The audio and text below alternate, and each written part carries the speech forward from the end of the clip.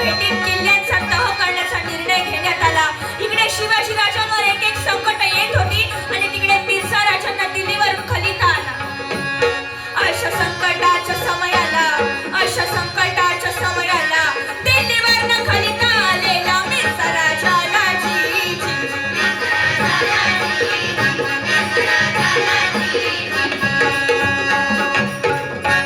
आलमगीर औरंगजेब यांच्या वाढदिवसानिमित्त शिवाजी राजांना आग्र्यात बोलवण्यात आलं होतं। राजांना सगळं मंजूर झालं। मिर्झा राजांनी शिवाजी राजांना सांगितलं, शिवाजी राजे, माझा मुलगा रामसिंग तिथे आहे, तो तुमची सर्व व्यवस्था करेल, तुम्हाला सुरक्षा देखील देईल।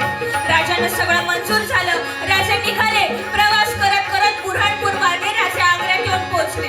थोडी विश्रांती घेतली।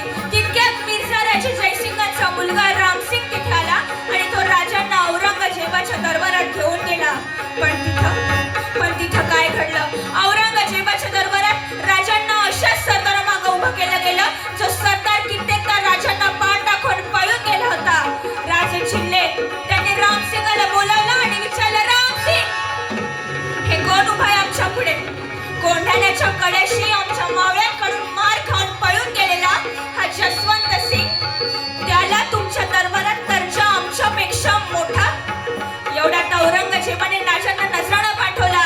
हिरे, चांदी, माणिक, मोती, रत्नाजडित तलवारीने भरलेल्या त्या नजराण्याचं ताट पाहून राजे आणखीन संतापले आणि त्या औरंगजेबाला म्हणाले, रामसिंग, आम्ही राजे आहोत। राजे, आम्ही आमचं स्वराज्य तुमच्या बादशाहासारखा आप्त सख्यांना फसवून आणि बापा भावाच्या पाठीत खंजीर खुपसून नाही तर आमच्या मनगटाच्या बळावर उभं केलंय।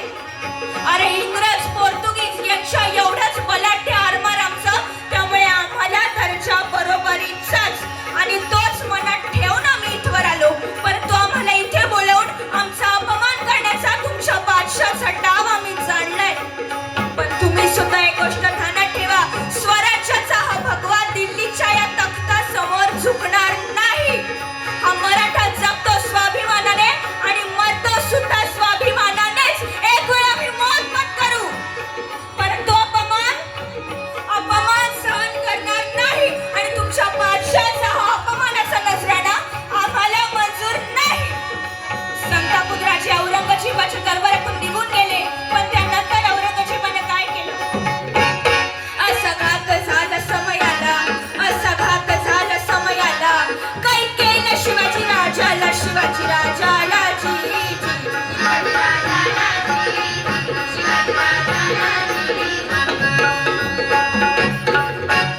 औरंगजेबाने शिवाजी राजांना कैद करून ठेवलं। महाराज ज्या महालात राहत होते तिथे हजारो सशस्त्र सैनिकांचा पहारा खडा करण्यात आला आणि राजांना नजर कैद झाली। शिवाजी आपल्या तावडीतून निष्ठायला नको याची औरंगजेबाने पुरेपूर काळजी घेतली। हळूहळू राजांना औरंगजेबाचा हा कावा कळायला लागला। मग राजे विचार करू लागले की यातून सुटायचं कसं। मग राजांनी आपण आजारी असण्याची आवई उठवली। काही दिवसांचे सोबती आहोत असा बहाणा केला आणि आपल्याला मोक्ष मिळावा यासाठी साधू, फकीर, बैरागी यांना मिठाई वाटायची असं औरंगजेबाला सांगून त्याच्याकडून तशी परवानगी मिळवली आणि त्या दिवसापासून मिठाईचे पिटारे संपूर्ण आग्रा शहरात फिरू लागले। रोज राजांच्या महालात मिठाईचे पिटारे येत होते व औरंगजेबाचे सैनिक त्या मिठाईचे पिटारे तपासत होते। परंतु हळूहळू हे सत्र कमी व्हायला लागलं। अनेक दिवस गेले आणि एक दिवस राजांनी आजारी पडण्याचं सोंग घेतलेलं होतं। राजे उठले। त्यांनी आपली वेशभूषा बदलली। राजे त्यांच्या महालाच्या बाहेर आले आणि त्या मिठाईच्या पेटाऱ्यांमार्फत राजे आग्र्यातून पसार झाले आणि खूप जलद गतीने राजांनी खूप जास्त अंतर कापलं। काही दिवसानंतर औरंगजेबाला ही बातमी समजली। बातमी कळली औरंगजेबाला, तावडीतून शिवबानी सटायला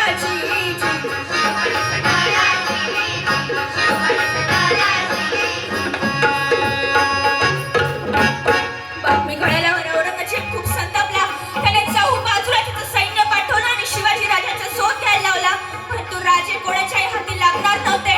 अनेक दिवस शोध घेतल्यानंतर त्याचे सरदार पुन्हा त्याच्या दरबारात परत आले।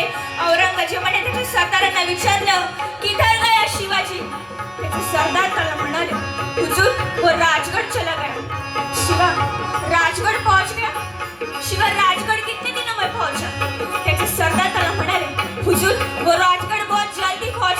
ये शिवाजी आदमी है या क्या है? इतने जल्दी राजगढ़ कैसे पहुंच गया? औरंगजेबाचे सरदार त्याला म्हणाले, हुजूर, उसके सरदारों ने रास्ते में जगह जगह पर ताजे दम के घोड़े खड़े किए थे, इसीलिए शिवा राजगढ़ जल्दी पहुंच गया।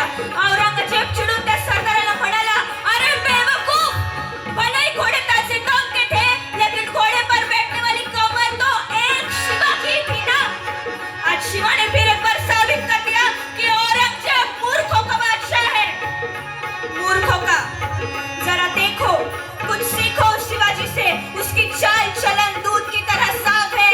उसे न औरत का नशा है न शराब का, उसे नशा है तो सिर्फ अपने स्वराज का। शिवा खुद तो भागा ही, लेकिन अपने साथ अपने फर्जंद संभा को और अपने साथ आए हुए 200-300 लोगों को लेकर भी भाग गया। और हम क्या करते रहे? हम मेवा खाते रहे, आगरे का ये मेवा। एक दिन तुम सबकी इसी बेवकूफी की वजह से शिवा हमारी नजरों के सामने इस पूरे हिंदुस्तान का बादशाह बन जाएगा और हम सिर्फ देखते रह जाएंगे। शिवाजी राजा आपल्या तावडीतून निसटले म्हणून औरंगजेब खूप संतापला होता, पण आता तो काहीच करू शकत नव्हता, कारण शिवाजी राजे पुन्हा एकदा मुघलांच्या लाखोंच्या फौजीला शिकस्त देऊन सुखरूप त्याच्या तावडीतून निसटले होते. औरंगजेब काय बोललेला, औरंगजेब काय बोललेला, म्हणे मारी नवी शिवाजीला, म्हणे मारी नवी शिवाजीला. पिंजऱ्यातून सिंह